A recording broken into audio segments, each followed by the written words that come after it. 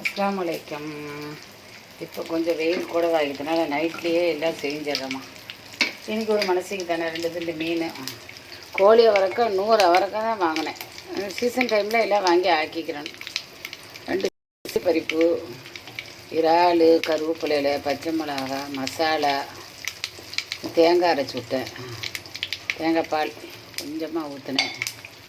பொரிச்சுக்கிட்டு இருக்குது. அப்பளம் பொரிப்பேன் தான் நினச்சேன். சரி தேவையில்லை, மீன் பொரிச்சிக்கிறதுனால அப்பளம் 2 மாம்பழம் வச்சுக்கிறேன். இப்போ நான் ஒரு நாள் இப்படி பிள்ளையெல்லாம் காய்ச்ச மாட்டேன். ஆனால் அந்த காலத்தில் இப்படி தான் காய்ச்சுவோம், தாளித்து ஊற்றுவோம். சரி, இப்போ வெளியூர் ஆட்கள்லாம் நிறைய பேர் இப்படி காய்ச்சிடாலன்ட்டு எல்லா சாமான்களும் வச்சு தட்டி கூட்டி வச்சுட்டேன். இதை ஊற்றுறேன்.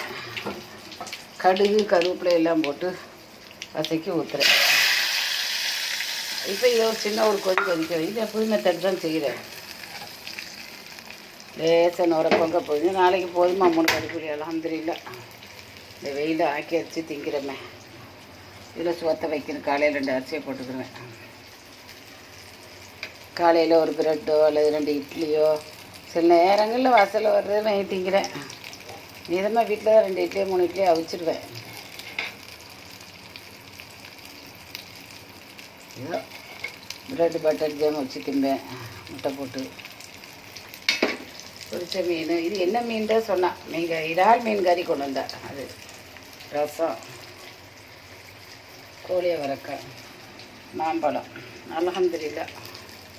பப்படம் பொரிக்க நான் எப்போவுமே 10 ரூபா பப்படம் தான் வாங்குவேன். அது எனக்கு 2-3 தடவைக்கு ஓடும். இன்னைக்கு வாங்கினேன், பொரிக்கல. ஆக்கின மீனுக்கு பொரிச்சுக்கிடுவோம்.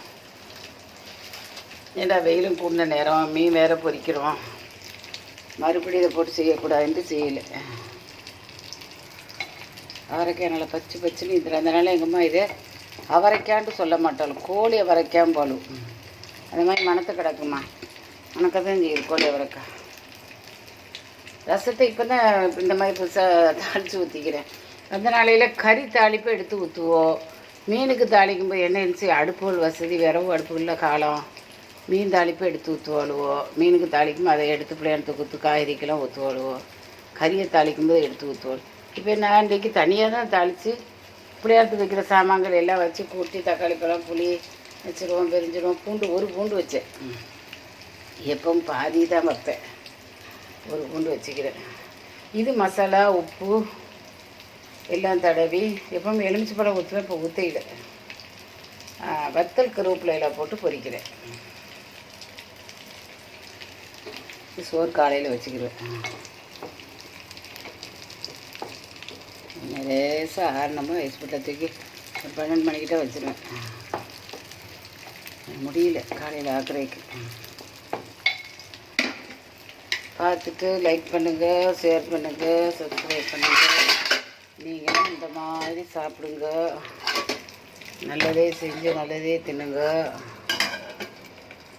முடிஞ்சிரு வேலை, சமையல் வேலை முடிஞ்சுது.